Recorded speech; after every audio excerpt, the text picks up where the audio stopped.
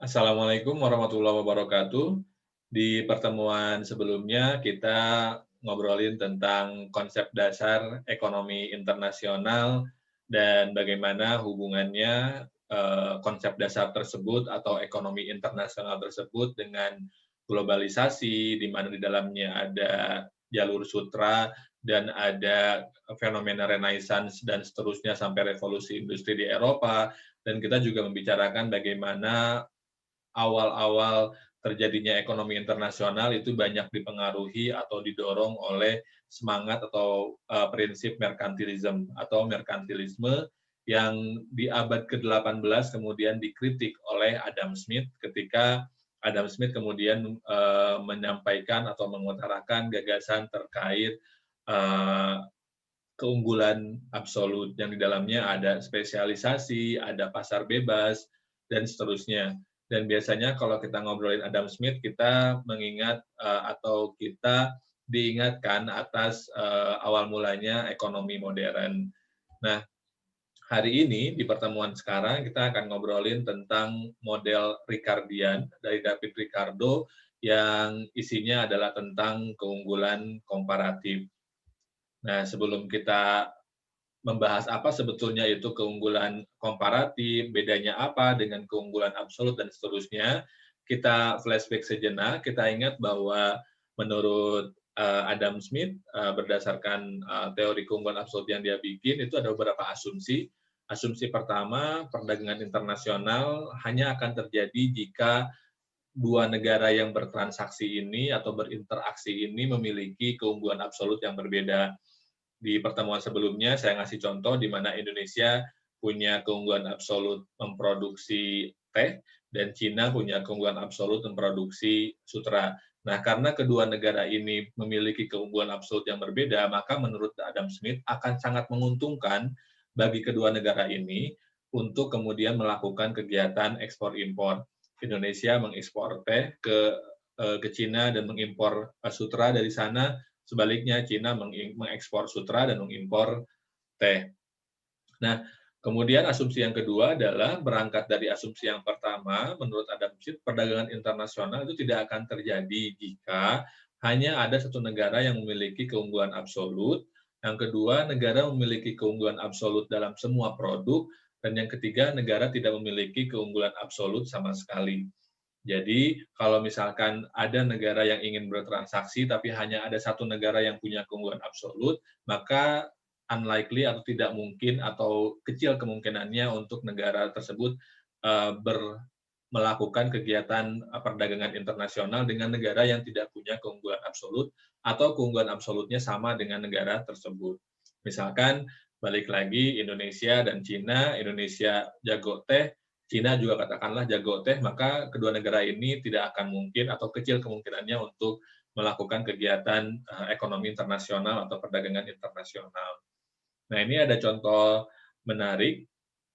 Ada dua negara, Ciplandia dan Entertainia. Kedua negara ini dibandingkan dalam hal produksi chip komputer dan CD player, dan ternyata dari hasil perbandingan ini, di Ciplandia satu chip komputer bisa diproduksi hanya dalam 5 jam per satu orang tenaga kerja, sedangkan di Entertainia butuh 24 jam.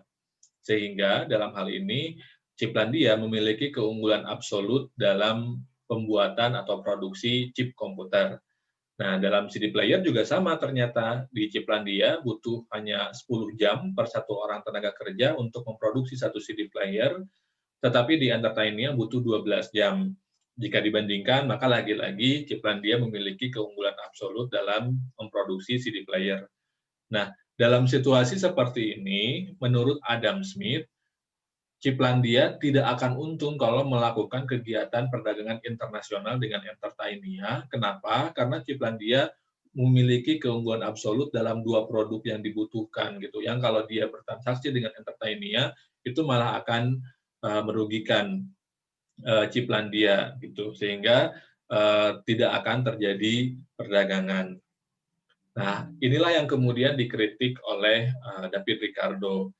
Kenapa? Karena dalam realitanya ya bisa aja terjadi perdagangan antara Ciplandia dan Entertainia, walaupun katakanlah Ciplandia jauh lebih unggul dibandingkan dengan Entertainia dalam hal memproduksi CD player dan chip komputer.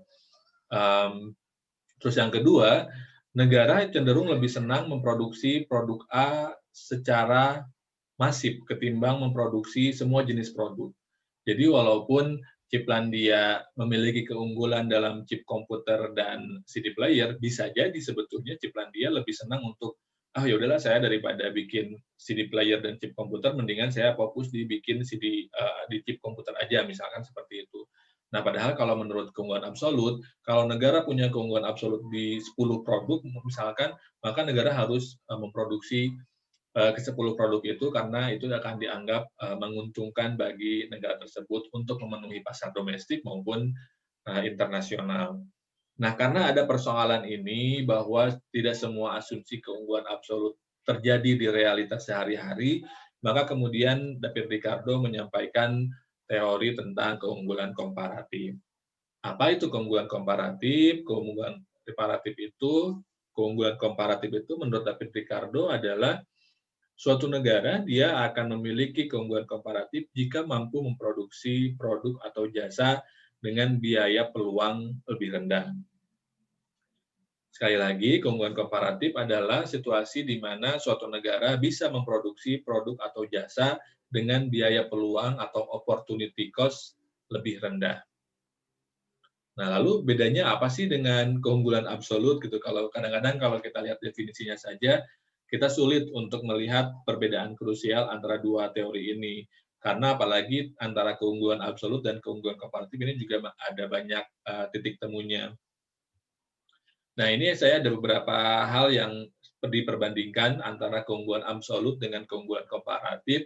Misalkan kita lihat dari definisinya, kalau keunggulan absolut itu dia suatu negara dianggap punya keunggulan jika mampu memproduksi produk dengan biaya lebih rendah.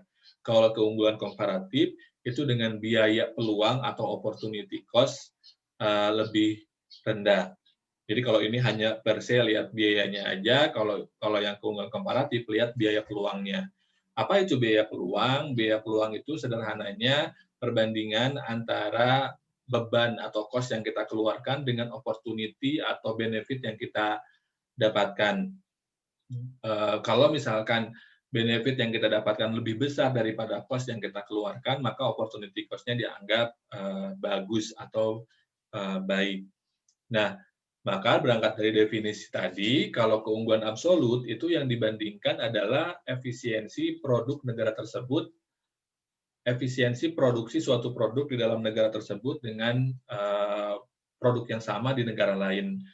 Contohnya kalau kita kembali lagi ke pertemuan sebelumnya, Indonesia dan Cina sama-sama bikin teh, sama-sama memproduksi teh, tapi ternyata di Indonesia untuk memproduksi teh itu lebih efisien dibandingkan dengan di Cina secara biaya, karena biaya yang dibutuhkan untuk memproduksi teh di Indonesia lebih murah ketimbang dengan di Cina. Nah, kalau keunggulan komparatif itu ditambah lagi dengan membandingkan dengan produk lain di negara yang sama. Nah, misalkan Indonesia punya teh dan punya sutra produksinya, maka dibandingkan dulu nih di antara teh dan sutra, mana nih yang kalau dikerjakan biayanya lebih murah, keuntungannya lebih besar gitu. Walaupun katakanlah Indonesia punya keunggulan di produksi teh dan keunggulan di produksi sutra, tapi menurut keunggulan komparatif negara harus melihat gitu di antara kedua produk yang bisa diproduksi dengan murah, mana yang keuntungan yang dihasilkan lebih besar di antara kedua produk ini. Maka yang dihitung adalah opportunity cost-nya. Dan ini masuk ke aspek yang ketiga perbedaannya, yaitu cost dan opportunity cost. Nah, konsekuensinya adalah kalau menurut keunggulan absolut, hanya negara yang punya keunggulan absolut yang bisa ekspor, tapi kalau berdasarkan keunggulan komparatif, negara nggak mesti memiliki keunggulan absolut, bahkan nggak unggul sama sekali pun bisa, asal dia memiliki keunggulan komparatif, sehingga dari semua ketidakunggulannya itu, ada satu yang secara benefit, secara opportunity cost, lebih menguntungkan daripada yang lainnya.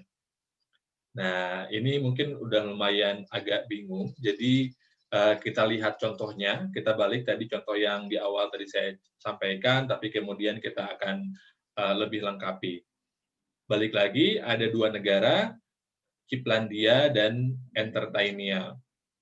Nah, Kiplandia ini, dia memiliki kemampuan untuk memproduksi satu chip komputer dalam hanya 5 jam, dan memiliki kemampuan untuk memproduksi CD player dalam hanya 10 jam.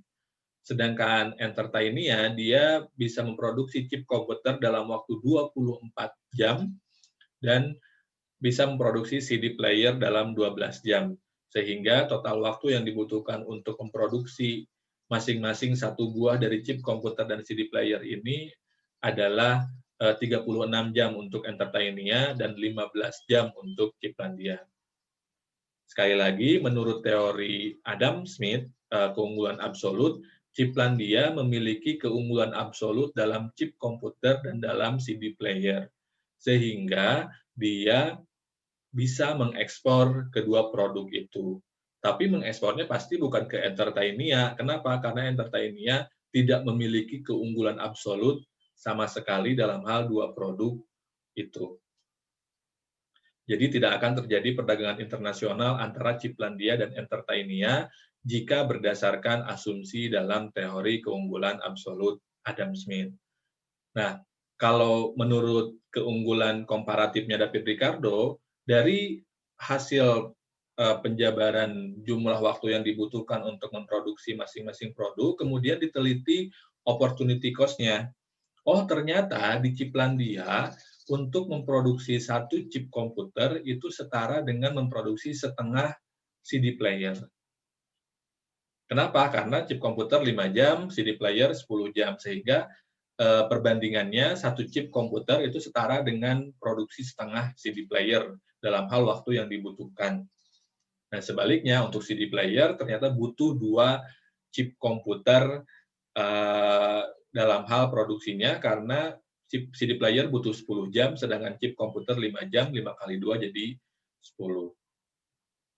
Nah, kemudian bandingkan dengan Entertainia. Entertainia ternyata untuk memproduksi satu chip komputer di Entertainia, ternyata itu setara dengan 2 kali CD player.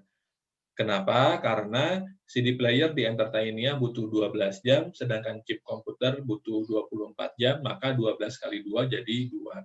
Jadi ketika ada satu orang di Entertainia yang memproduksi chip komputer, itu setara dengan 2 CD player diproduksi oleh satu orang yang sama dalam waktu yang sama. Dan sebaliknya, chip komputer di Entertainia ternyata itu bisa diproduksi setengah, itu setara dengan satu CD player itu setara dengan setengah chip komputer di Entertainia. Nah, dari hasil penelaahan opportunity cost ini, maka diketahui bahwa ternyata di Kiplandia yang unggul secara komparatif itu adalah chip komputer. Karena chip komputer lebih efisien dibandingkan dengan CD player. Di Entertainia justru malah CD player yang lebih efisien karena lebih bisa diproduksi secara banyak dalam waktu yang sama dengan produksi CD player. Nah, maka menurut keunggulan komparatif, akan lebih baik bagi Kiplandia dan Entertainia untuk melakukan transaksi perdagangan internasional dengan masing-masing berfokus pada keunggulan komparatifnya masing-masing. Di Kiplandia yang unggulnya adalah chip komputer, di Entertainia yang unggulnya adalah CD player. Maka kalau dikalkulasikan secara sederhana, kalau Kiplandia memutuskan untuk berfokus pada keunggulan komparatifnya dan bertransaksi internasional dengan Entertainia, maka dia akan jauh lebih efisien. Karena Kiplandia akan fokus untuk memproduksi chip komputer yang butuh waktu hanya 10 jam, padahal asalnya 15 jam dia habis untuk produksi chip dan CD player, sedangkan Entertainia juga akan mengalami penurunan, akan mengalami efisiensi karena dia fokus untuk memproduksi CD player dan totalnya untuk 2 CD player butuh 24 jam, padahal awalnya dia butuh 36 jam gitu. Nah, ini yang kemudian menjadi perbedaan fundamental antara keunggulan absolut dengan keunggulan komparatif. Keunggulan absolut, sekali lagi fokus hanya pada biaya per se, sehingga kemudian Ciplandia tidak akan bertransaksi dengan Entertainia karena Ciplandia unggul secara absolut dalam kedua produk tadi. Kalau misalkan keunggulan komparatif, itu dari segi keunggulan ditarik lagi opportunity cost-nya dibandingkan antara dua produk yang unggul atau yang tidak unggul, sehingga bisa dicari mana yang lebih unggul secara komparatif atau mana yang unggul setelah di-compare dibandingkan dengan produk lainnya. Dan ternyata terbukti bahwa dengan keunggulan komparatif justru malah Ciplandia bisa lebih efisien lagi dalam memproduksi dan dapat mendapatkan benefit atau keuntungan yang jadi lebih besar. Gitu. Itu saja untuk pertemuan kali ini terkait model Ricardian atau keunggulan komparatif. Selanjutnya kita akan ngobrolin masih tentang salah satu teori ekonomi di internasional, yaitu keunggulan kompetitif. Terima kasih. Assalamualaikum warahmatullahi wabarakatuh.